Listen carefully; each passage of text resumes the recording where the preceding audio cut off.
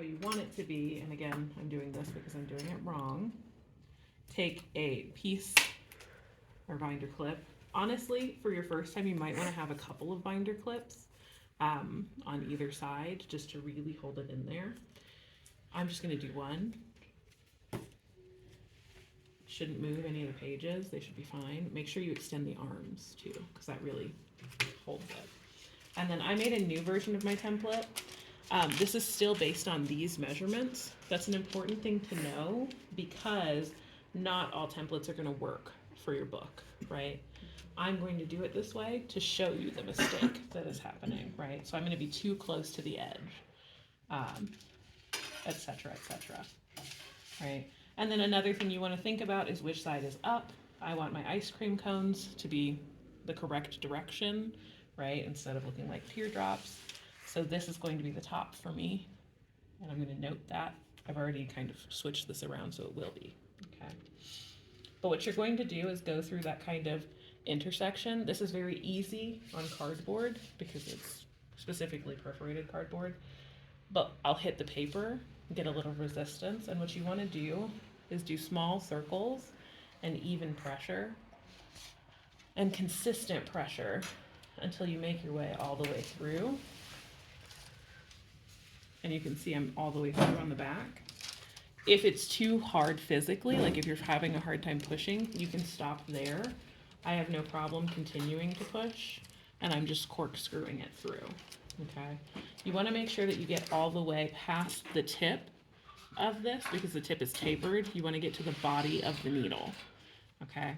You can go as far in as you need to, but note that the needle keeps tapering as you go up. You don't wanna go past right about there where the template is, okay? That's gonna be too big of a hole. You're gonna have gaps, okay? I'm gonna go a little farther than I normally would on my own, just to make sure that I don't end up tearing this material with the thread. And then I'm gonna unscrew it, okay? And then again, make sure you remember which part of it is the top, right? This is the top for me. So my next one will be right here. And I'll do the same thing there. And you'll do the same thing all the way down, okay? Now again, for the sake of time, I'm only gonna finish this one. Please don't lift it and bend it, is the other thing. So this is gonna, if you can't tell, give you an angle hole. Make sure it's laying flat when you push that through. The only time you would lift it is to corkscrew, not to push, right? I'm not really pushing here, I'm mostly just twisting. Okay. We're gonna leave that there. I'll finish it in my own time. And we're gonna go back to, oh, not my password. Okay. We're gonna go back to these directions. And I wanna show you kind of how to follow this information. If you've read through the instructions, they do say it in words, but again, sometimes the terms might be lost a little bit. So what we're gonna do is I've already decided I was going to use this thread with this needle. If you don't get to this step before we leave today, it is a good idea to grab some thread. The measurement of thread that I'm going to use is 3 times the length of my book, okay? You can do it this way. I'm going to do it this way, so I have absolutely like a bunch of excess, but really you only need to do it this way, okay? You don't need to pull it super taut to get that 3 dimension, okay? So I'm just gonna loosely do 3. You can do 4 if you're worried for your first time that you might not be able to be as economical. It's perfectly fine with me.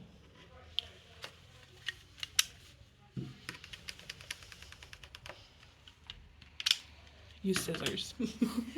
I left the scissors in there, but I do want to make this a quick demo. Then you're going to push this through. Note that I'm pinching this to make it into a flattened edge so it goes through the hole easier, or the eye easier. Okay. So, like in the image, you want to make sure you have a little bit of a tail. I'm going to give myself a little more of a tail than usual, just for those of you following along. And then you're going to open this. Please note in the instructions, it's open first when you sew through, and you want your tail to basically sit in the middle, roughly. I'm not gonna count my pages for sake of time. Might be a good idea if you do. And note, this is the head, right? The top of my book. This is the foot, if you wanna call it that. We're going the second one up. Okay, so this hole. And we're gonna go through that. And I've made another mistake on this that you probably didn't notice until this very moment. If you have to like navigate through your holes, that's perfectly fine. Just remember the order they have to go in. This is happening, by the way, because all of my pages are the wrong size, right? I carved them, cut them, tore them, there we go, we got the word, incorrectly.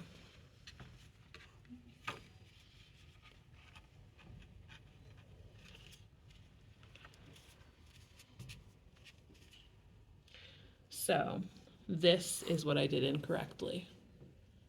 Is everybody seeing what's happening here? My holes are too small, right? If you find yourself having to squeeze with all your might to get something through, the hole is not big enough. You can widen it in the moment if you need to using the needle itself, but really the best thing to do is re-awl that hole, okay? So I'm going to make it bigger by pushing it higher up on that taper. Okay. So that's a little bit closer to the right size, right? And this is much easier. Okay. This is probably a little too big. I might have been a little too vigorous just then. But more or less what you want to note. If you have a memory issue like I do, you might want to mark which one is top or bottom, which one is your head, or which part is your head. In this case, I have a textured side and I have a smooth side, and I know my smooth side is inside, so that's helping me keep things consistent. That's another way that you can do it. I'm gonna force my way through here just to show you what that looks like and what it can do. And you see how I've got a pucker here? You wanna try to avoid that pucker if you can, that little pushing. You want to avoid that by making the hole big enough in the first place. Okay. So again, we want a little bit of a tail in here because when we come back around, we're going to tie it off on the interior of the book. But I'm going to give myself a little bit shorter of one because I want to make sure I have enough thread. You can hold it like this if you'd like to, but you do need to re-sandwich the book because you're going to have to come around, right? So our next step is essentially coming around the front and into, let's make sure we're doing it right, this back hole, okay? Again, my holes are too small.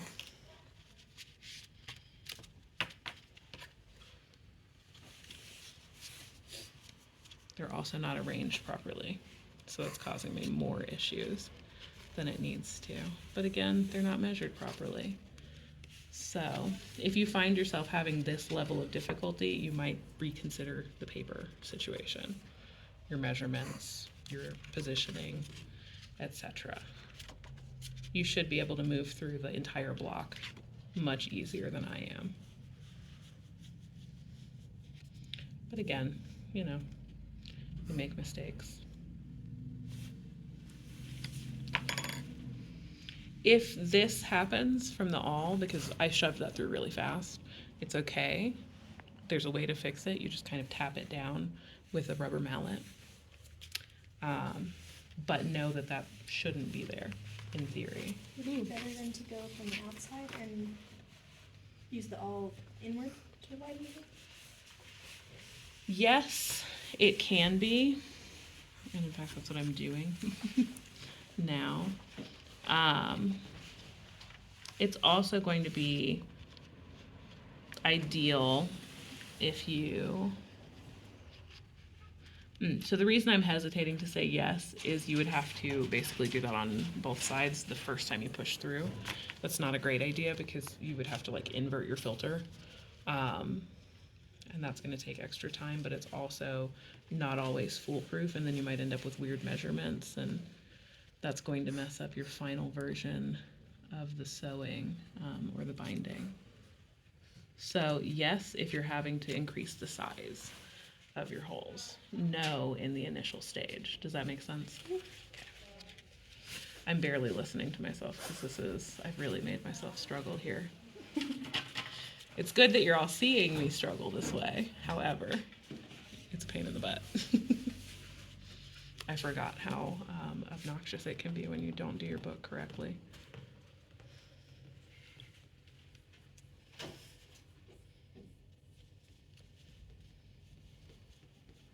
Please note how I'm using my fingers when I'm doing this, like I'm going right in between them. This is so I don't bend the paper. Okay.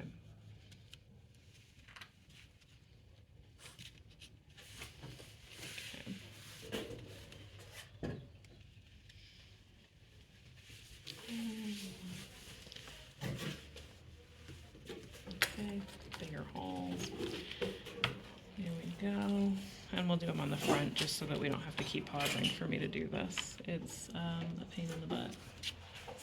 You can also try ironing those, but it's not really recommended because if you iron these kind of pouches before you're done sewing, generally speaking, what that means is you're also ironing, you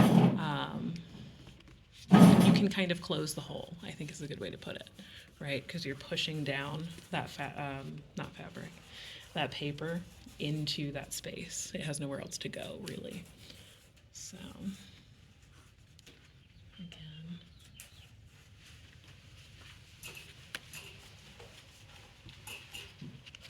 In a lot of ways, this is nice because I'm really showing you how to struggle. However, I had hoped this would be faster. Okay. So, we put these little dudes together. We've got my ribbon, thread, etc. And you'll come around like this. If you want to hold it on your finger, you can. And push your way through this way. So you're going through this hole twice. Like how we did on the zine? Yes, exactly. And again, if you find yourself having to navigate between not perfectly registered holes, then you'll probably know that it's not going to be registered correctly. Important thing right here, make sure that this is facing the left side when you pull it through. You want it to literally be on the left. If it's on the right, it's fine, but you're more likely to have unevenness, we'll call it, in your weave. I also keep my finger out as I go to make sure I have the ability to control here. And one other little thing has gone wrong here, and I'm going to show you what it is in just a second. Yes. So what happened here was I literally went through the thread with the needle, right? Hopefully you all saw that before I did it because I did show it to you. So if you find yourself doing that, you're going to fray the thread. Not the end of the world, but also something you want to try to avoid. Okay. So one other thing I want to point out is a lot of people for their pamphlet stitches had really loose stitching. Really pull this taut, okay? You don't want to have any kind of give or bend, right? And that is literally how I test it.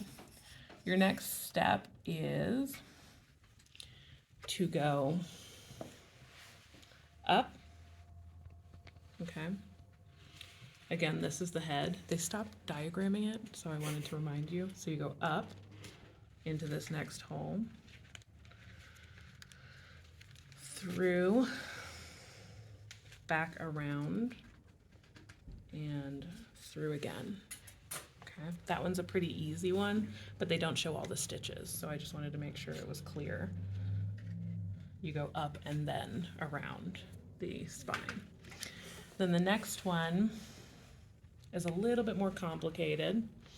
Best way to explain this, we've got that little stitch up around this side. We're gonna go all the way down to the head, all the way up, I guess I should have said, to the head. Okay. Through. I'm getting a little bit of flack here. My own freaking, there we go. Okay. Again, you want this to be straight. Man, I was hoping I did a worse job with that. So you want it to be a straight line. If you notice that it's going at an angle, right, this is bad enough, right, there's an angle here, that angle is going to show up routinely. You want to make a straight line across the top, okay? That's a big craftsmanship thing. Then I'm going around again, nice and tight.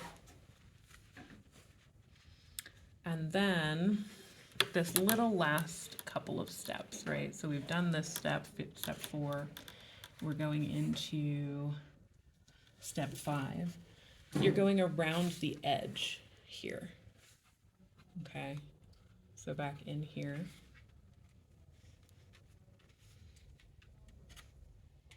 Like that. Okay. Nice and taut again. Now here, you're starting to see what happens when you don't measure your paper correctly, right? I'm damaging my own decal. I'm also misregistered quite a bit, right? When you pull it tight, it shouldn't become crooked, the overall book. But this is happening because my measurements are bad, right? Then we're gonna go back through here. Okay. And I might not have enough thread for this, actually. Ouch. To end this out. Okay. Then we're going through here. Ooh, yeah, I don't have enough thread for this. We'll find out, though.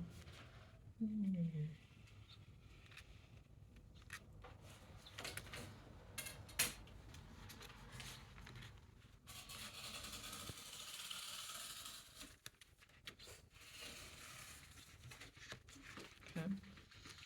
Now, my pièce de résistance of the bad book binding is now it's too short. The right thing to do here is start over with a longer piece of thread. This is the wrong thing to do. I'm going to emphasize that heavily over time, right? Do not do this. It's a bad idea. Don't do this, people in the internet world. Because I'll be able to tell, and I want to make sure you can see how I'll be able to tell. Okay. So again, we'll do this. So maybe do about 4 of that measurement. I have a feeling my cruddy measurements are really biting me in the elbow, we'll say. Okay. Over this way again. Oh, actually. Yes, over this way again. Because of those memory issues. Ooh. Misbehaving.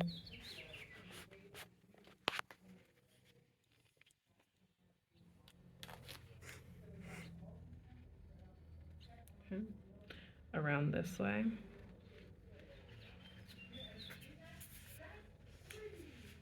Come on, you can do it.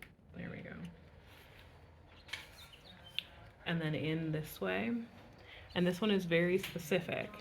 We're going to open up to where our thread is, and I'm going to pull through to there. Okay, so like this.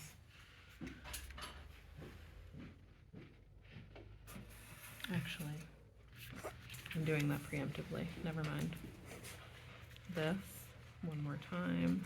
You can do it. Come on. This one last time. And then this one is the one where I need to register that.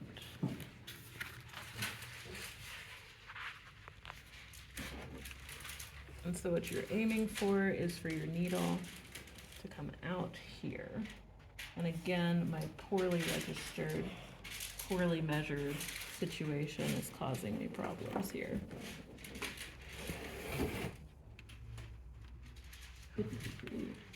We're doing the worst job we can do, it seems.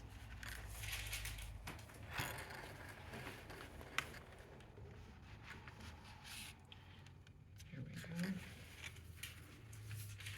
go. Okay. Then you'll open this and tie it in here. Square knots are fine. Do what you want. One really important thing to note here before I tie it off is you see how crooked this is, how loose this one is. All of those little things are going to be craftsmanship issues, right? This is very obvious, right? So I really, really want to emphasize with this cruddy book, right? Please start over if it's wrong. It's okay to start over if it's wrong. Don't think, oh no, I'm wasting materials. You're not, right? I would rather you waste a little bit of material than give me this. Okay. That's so bad. Anyway, the way you'll tie this off is you literally can just make a 4. It's really hard to show this to people. Make a 4. Oh my goodness.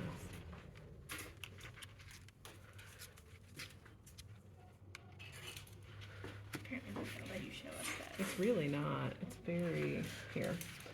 Sorry that you can't see the 4. This is the 4 that I'm trying to make, but you'll go through that.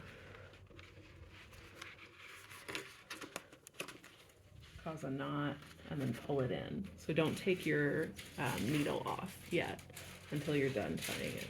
Sorry if that was hard to see. It really is easier to work with that way, especially these super tacky, very waxed ribbon.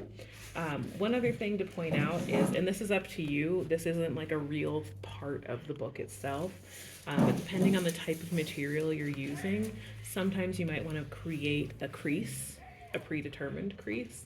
Paper books usually don't have a predetermined crease, they develop one over time, usually up here. But let's make one for the sake of argument, because I'll need one in this material. So you would measure where you want it to be. Generally speaking, it's near this edge, right? And then you would take, thank you so much, a bamboo folder and kind of push. Ooh, making all the mistakes, you guys, into that. And now we have an established crease, and these will open along that crease every time. It's a good idea to only do it on one side, right? If you do it on 2 sides, you run the risk of them not being precise, but also nobody really opens a book from the back, right? So you only really need it on one side, and that crease over time is going to get really loose. You can imagine going the opposite direction. You don't want a book that does this, right? And it's doing this because of my not so great cutting, right? So, any questions on what to do, what not to do? Okay. Is this too high gauge? No, that's lovely. You should use it. Are you sure? I am Those sure. are about thinner. These are thinner, but for you, you're not going to go